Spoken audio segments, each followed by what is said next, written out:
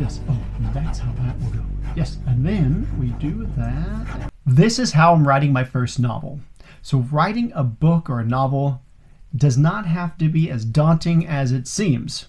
I know when you're looking out on that blank page and think about all the other hundreds of pages you need, it feels like a huge task. Now, this is going to be a strange video because I'm giving advice on something I'm in the process of doing but haven't actually completed. Now, before that though, I have written lots of screenplays. For myself mainly because I had ideas of stories and I really wanted to get them out there just for myself, like out of my head out there, like, yeah, they're infecting me and I want to get these stories out there. So I have written screenplays, scripts, right? So I understand that process and I'm using a lot of that same process of doing it to writing a novel. And I know they're not exactly the same, but there's a lot of overlap, especially in the process of writing.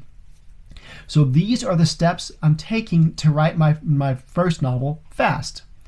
But why does that matter? I mean, the goal isn't to write something as quickly as possible. The reason it matters, at least for me, and I imagine for quite a few of you, is that when you are setting out on that task, you see that it is daunting. And along the way, you can maybe hit a roadblock. We can call it writer's block. We can just call it lack of motivation. And not that you're lacking motivation, but you just kind of hit this wall and your motivation starts to fizzle. And then guess what? That first draft just sits there unwritten because it is such a daunting task. So getting it done quickly allows you to see the finished product. Even if it's a mess, even if it needs a lot of work, at least you have that in your hands. And then you are motivated, or at least more motivated, more inclined to keep it going because you accomplished this.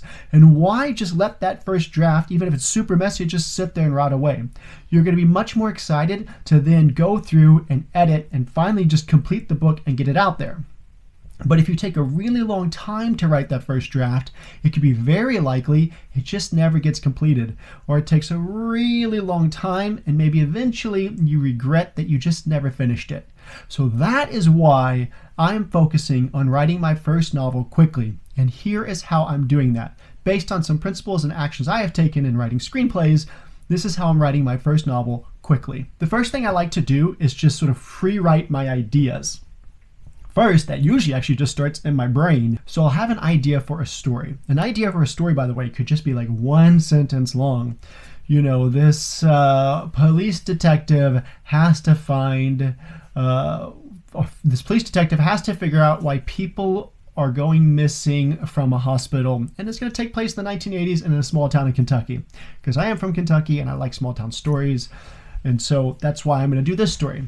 Okay, so I have my first idea. And then as I'm going for a walk or taking a shower or just doing the dishes or just doing some mundane tasks, these free ideas will start to come into my head. And then that's going to motivate me to want to get them on paper. So I'm going to quickly take those free form ideas and then quickly write sort of a free form idea paper. And what I usually do is just figure out, okay, what is the beginning of my story? All right, well, it's going to take place in the 1980s. It's going to have these kinds of characters. It's going to be a small town. And it starts with, you know, it's going to have that, we see one person going missing, and then we're going to sort of cut to the normal life of this detective. Okay, and then I usually try to figure out what the ending is going to be. Like, I think it's going to end actually with this guy dying, which doesn't usually happen with a sort of a police detective kind of procedural story. So my police detective is going to die, and this is probably going to be the villain. Okay, now I've got and I've written this out, right? I'll either write it on a notepad, I'll write it on my phone's notes, I'll type it up, but I have it just free form idea written out. And then I'll figure out what the middle is, and I'll do the same thing with that, right? I'll just kind of figure out what the idea is and then just free write it right there. So now it's like I can say I kind of know what the beginning is, I kind of know what the middle is, I kind of know what the ending is. I've got something in essence to begin from, to work from. The next part of this freeform idea is one of my favorites because it lets me be a little goofy and playful. I start to figure out like who the characters are and what they sound like. And what I do actually is I act that out to myself. So, I don't know, maybe the police detective is going to be interviewing some guy on a farm. And the guy was like, man, I don't know. I was sitting there all night. I heard nothing but crickets. And unless them crickets had some guns, I sure damn hell did not hear no gunfire. And I don't know, like I'll make up a character and then I'll figure out how they're going to talk. Or maybe they're really gentle and they talk like this and they're sweet. Or maybe they're just a rambler and they go on and on and on and they just don't know what they're going to talk about and they just kind of let anything come through their mind and they just get it all out.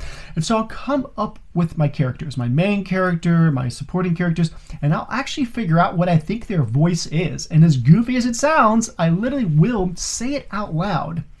And so that does a couple great things for me. One, it helps me understand their voice, who they actually are. But number two, by doing that, when I start speaking in what I think their pattern is, what naturally happens is dialogue starts to come out. Dialogue that I actually want to use in the story. So I really figure out who the character is, what their voice is, how they sound, the way they speak, and the words they actually say. And that's really important because something I see a lot, and I'm sure when you've read books, and you've probably noticed this too sometimes, books that you don't think were that great, is that a lot of times the characters can feel exactly the same. They can sound exactly the same. They don't feel any different from each other. And this is a great way to help you, in a way, visualize, oralize how your characters actually sound. Now, of course, when someone is reading your book, they're going to have their own interpretation, but at least when you're writing it that you are giving them a specific voice. And then along that way and along that path, you can create dialogue that you will find unique to that story and to your characters. And then I start writing that down. I'm like, oh, you know what? That's really exciting. Sort of in this part of the book, I don't know exactly what's going to happen right before or after this, but I'm going to use a very specific piece of dialogue I like a lot by using that voice.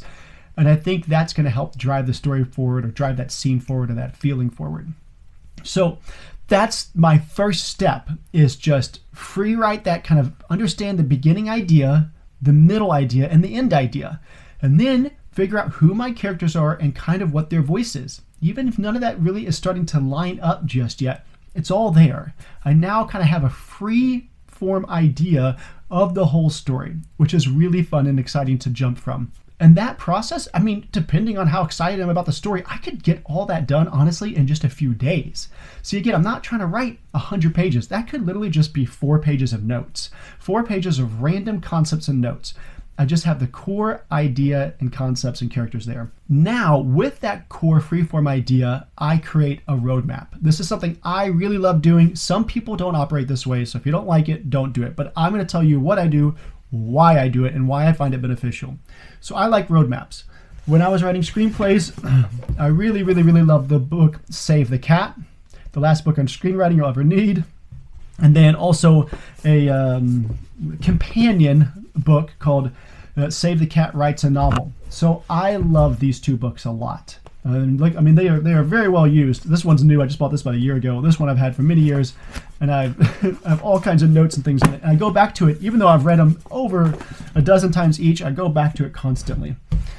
The reason why I like these, because they break down sort of the structure of a story, exactly how beats go and the story moves along. In your mind, you may be thinking, okay, but then your book is just like every other book, and your movie is just like every other movie, your story is like every other story. Yes, it is. If you do it just like that in a robotic fashion from the book, if you just follow this along exactly, yeah, it will feel just like everyone else's book. I compare it to cooking a dish from a new recipe. So if you ever cook something and you've used a recipe, it tells you exactly the ingredients you need and exactly the steps you take to ensure that dish comes out the way it suggests, right? Ingredients and instructions into doing this. Now, the first time you make it, you may do it and say, you know what, that didn't taste exactly the way I wanted it to. It's like, well, that was a little bit too sweet, or it's a little bit too salty, a little bit too sour, a little too spicy. Right? That was the first draft. You took that and you made your first draft of that recipe. Now, the second time you do it, you still can use that structure, right? That recipe, that path, that roadmap to then add your own flavors to it. Now you're going to make it a little spicier. Now you're going to cook it a little bit longer because you want it to be a little more crisp. You're going to, you add more sweetness, sourness, whatever it is. You begin to add your own flavors. So then, instead of it being a very generic recipe, it becomes your recipe, right? It becomes your dish. It can even become your signature dish. It's like you bring your own style into it. So that's how I see roadmaps. That's how I see books like Save the Cat. that they are a structure to help you figure out the base of how it should be made, and then you go in and you add your own style to it.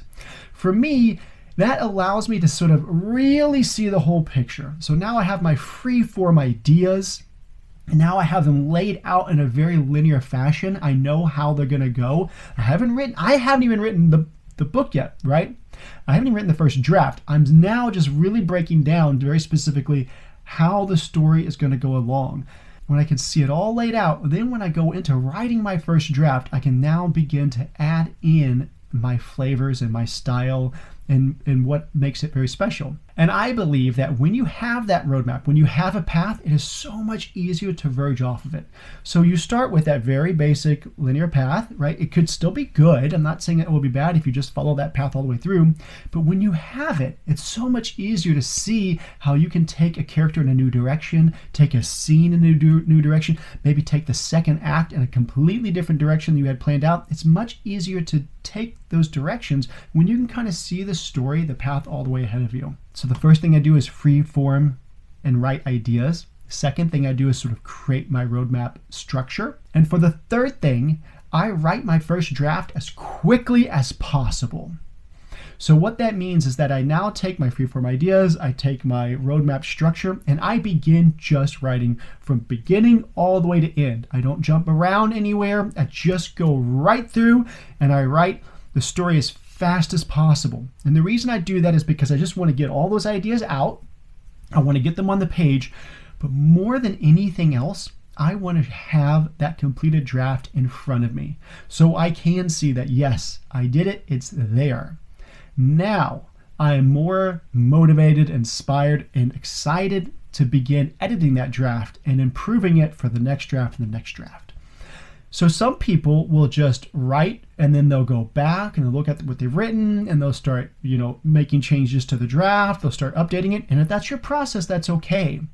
But what I know can happen along the way is that then you start getting stuck. You kind of are losing some flow there. You are doubting yourself because you haven't even gotten to the second act yet or the third act, and you're still polishing the first act. And the first act isn't as great as you want it to be. And then you look at that and you think, this could be so much better. And I don't know how to do it. And I still have all this other, pages to write. And you can feel really lost in that process. That's why I believe write that first draft as quickly as possible. I feel like when people get stuck writing that first draft, they're doing almost two jobs at the same time. Job one is crafting the draft, and job two is judging the draft, right? So they are writing it and judging it at the same time. In essence, like writing and editing, and which is judging, right? That's what editing is. You're judging your work and making it better. And if you're doing that at the same time, you're doing two different jobs at the same time, especially if you're a new writer, I feel like you can get so jumbled up, lose motivation, and just kind of want to throw it away and be done with it. We don't want that to happen. We want to get through that draft as quickly as possible so then we can edit and improve it. And so maybe you're wondering, okay, but how do you not judge yourself or not try to, edit the draft when you're writing? There's no sort of secret sauce concept there. I just tell myself I'm just going to keep writing, Finding Dory, just keep swimming. I'm just going to keep writing and I'm not going to worry about what happened before.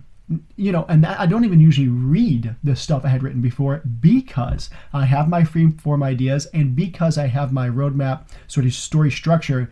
To me, I don't feel like I need to read what I wrote before. And by not reading what I wrote before, it helps me to not stop and try to analyze it.